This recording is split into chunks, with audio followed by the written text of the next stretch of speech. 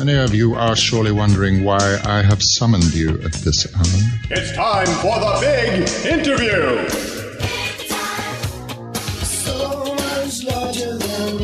All right, boys, prepare to be dazzled. That's right, it's big. It's the big names, the big news, the biggest stories. It's the next big thing. What's the big deal? It's the big interview. What's going on here? This is big news. We need coverage of this. MoneyLife brings you the big thinkers, the top experts, the brightest minds. With the big interview, you can stay informed about all the financial matters that are important to you, all in one big package. Oh boy, I've never gotten a package this big. I've always wanted to have a huge package. Did my taxes pay for this? The big interview. Sit down, strap yourself in, and get ready to learn. Your mind is beginning to work. It's entirely due to my influence, of course. You mustn't take any credit. Well, today we have a pretty good idea that your mind may be working in concert with that of my guest, because one of the things I get asked by our audience the most is, how do I participate in the market while still being safe? While still watching my own back and trying to make sure that, okay, I can get some upside without really killing myself here. And my guest today is Timothy McCarthy. He is the author of a new book called The Safe Investor: How to Make Your Money Grow in a Volatile Global Economy. Now, to say he's the author of the book, that somewhat denigrates what he is and who he is, because he was president of Fidelity Investment Advisor Group, and he later became president and chief operating officer of Charles Schwab and Company in a long financial career. Now, if you want more information on the book, go to Tim's website. It's timmccarthy.com. If you want, you can follow him on Twitter, where he is at Tim McCarthy 77. All of that is linked up at the Money Life Show recent and upcoming guest page. And you also get information on the book, all that other sort of stuff. Tim McCarthy, welcome to Money Life. Thank you. I really enjoyed the book, and I kind of like the approach here because I think for most people, it's a little bit different. Most folks are worrying about lots of things as they try to come up with an asset allocation, and they're worried about a whole bunch of stuff. And your book basically says you got three things you need to worry about. It's asset classes, countries, and time. So explain how it works and why those are the three things you want to be focused on. Well, you start off in a good place because people worry that, oh my God, it's too complicated, I can't do this, and then they get frozen into not doing anything, or they just fret so much about making the wrong decision or getting different advice from what their advisor says versus what some other advisor is saying and the like. And so what I try to do is keep it to, what do you need to worry about the most? And what you need to worry about is not any given investment or relative short-term performance of one fund versus another, but really making sure you get the diversification thing right. And there's multiple dimensions to diversification.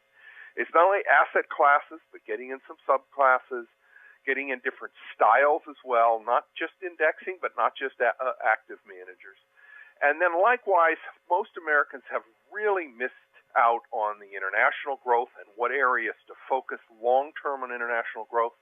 They're focusing so much on worrying about what emerging markets are doing today, rather than stepping back and saying, hey, we've got a group of countries, about 20 of them, that are growing at often twice the rate of developed countries. That's what's important to focus in on for the next decade. And then likewise, lastly, it's about time diversification. People just don't realize how powerful the weapon of time is if used right.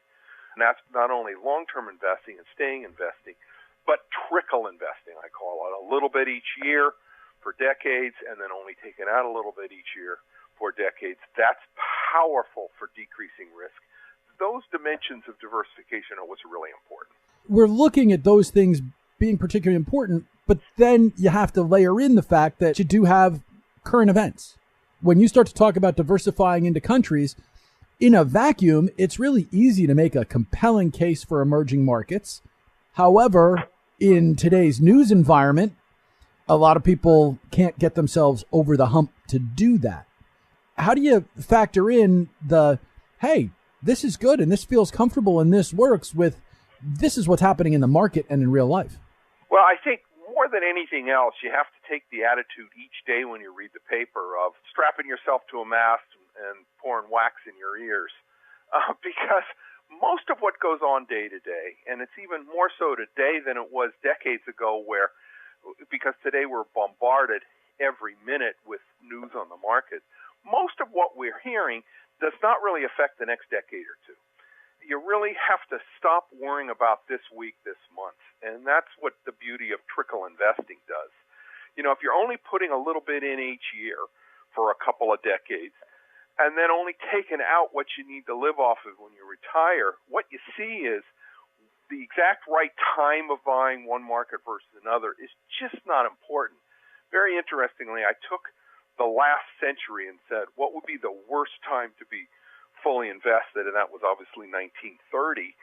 And sure enough, what happens is if you invested 15 years or so before and then took out your money slowly over 30 years after, you had good growth, and it didn't matter, partly because when markets run up, they generally run up, well, maybe only a couple of years in advance of the bubble bursting. And likewise, they do come back. So the trickle investing means you just don't have to focus in on the news now, and rather you can focus in on the important stuff. What's important is that in the case of emerging markets is there are about 20 countries that have already emerged. They already have the infrastructure in place. They'll get whipsawed just like the U.S. gets whipsawed. But over time, over the next decade, they'll continue to do what they've done last decade, which is grow again about half again as fast or double of what we're seeing the old mature countries grow. That's important to capture that growth. You know, you talk about growth and helping to set expectations. One of my favorite folks to talk to in the investment world is Roger Ibbotson, who, although most folks don't know where it comes from, when they say, hey, stocks produce 10% a year, that's basically the results of the famous Ibbotson-Sinkfeld study. Mm-hmm. And Roger says, look, we did the first 75. Now he's updated it to 85 years of the market, and it was 10%, et cetera. But for the next 25 years, I think it's going to be 6 to 8% instead of 10%. How much do you ever take a look at things and go, okay, I'm trying to be safe, I'm trying to do all the right things, but oh, by the way, even the long-term environment is changing?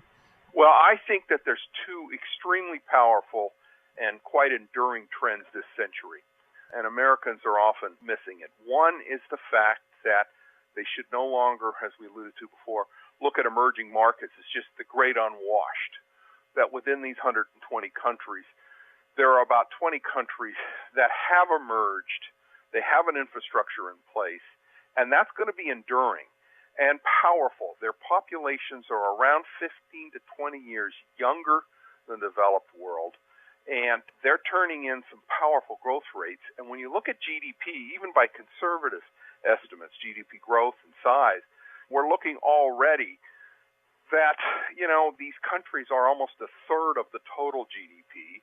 They'll be close to half the GDP in the next decade to decade and a half, even if you're conservative. That's an enduring trend you don't want to miss. Now, to your point, those kinds of trends have happened before. We've seen countries emerge and countries decline, and so calling it right long term, which ones look better, which ones look worse, is very important. But it's also important to look at them as a basket, that any one country can go politically wrong. We all know that. We've seen what's happened in Turkey just in the last few years. Getting a basket of good geographically and industry commodities diversified of countries allows you then to have one or two miss it, don't do as well, but you're still okay. There's another trend, though, that I want to talk about that's key, and we've never had a precedent on this, and that's the changing demographic. It is not talked about enough as to just how powerful, and particularly for the old countries, how negatively powerful this changing demographic is. The reality is, we all know when you get older, you spend less, you build, and you shouldn't borrow. When you got a whole bunch of people, i.e. a country, going down that road, it is quite scary because we've never been there. So therefore, to say, no, I want all my money just in the old developed countries, that's dangerous, actually. So you actually get decreased risk as well as increased return by making sure you get a mixture. So those are the two long-term trends that you got to watch. For me, one of the other sides of the book that was interesting was that you talked about folks working with advisors. I've written 2 books on the subject of hiring and working with financial advisors. From your perspective, how ubiquitous should the advisory community be? I mean, should everybody be working with an advisor? How many folks should be doing it themselves? Because you can follow your approach pretty easily, and yet, as you well know from the organizations you worked with, a lot of people do need and want that help. Well, you bring up a great point. It's hard for people to realize that given how much out there is to do it yourself, how much easier it is to do yourself than ever before, that we've still got more than half of the investment money in America using advisors. So obviously there's a lot of people that, despite how easy it is to do it yourself, just recognize how hard it is to put together that whole portfolio. And for at least part of their money, want advice, and they shouldn't be ashamed of it. I think what's key, though, is making sure you go through the process of getting a lot of input into what are the different types of advisors around. It's hard to say whether a bank advisor is worse than a broker or is worse or better than an independent. What we're seeing is the person matters even so much more than the institution in many cases. And it's very important to have, and I put this in my book, not only the list of questions to ask the guy, but how to interpret the answers. And this is the hard part for people. As you know, people that aren't familiar with our industry, they maybe know to ask the question, but then they don't know what to do with the answer. And so therefore, I spent a lot of time on how do you interpret those answers. The book is The Safe Investor, How to Make Your Money Grow in a Volatile Global Economy. The author, Timothy F. McCarthy. If you want more information, timmccarthy.com, on Twitter at TimMcCarthy77. Tim, thanks so much for joining me on MoneyLife. Thank you. We've barely gotten started on today's show. There's a lot more Money Life left to live, and we'll do it right after this message.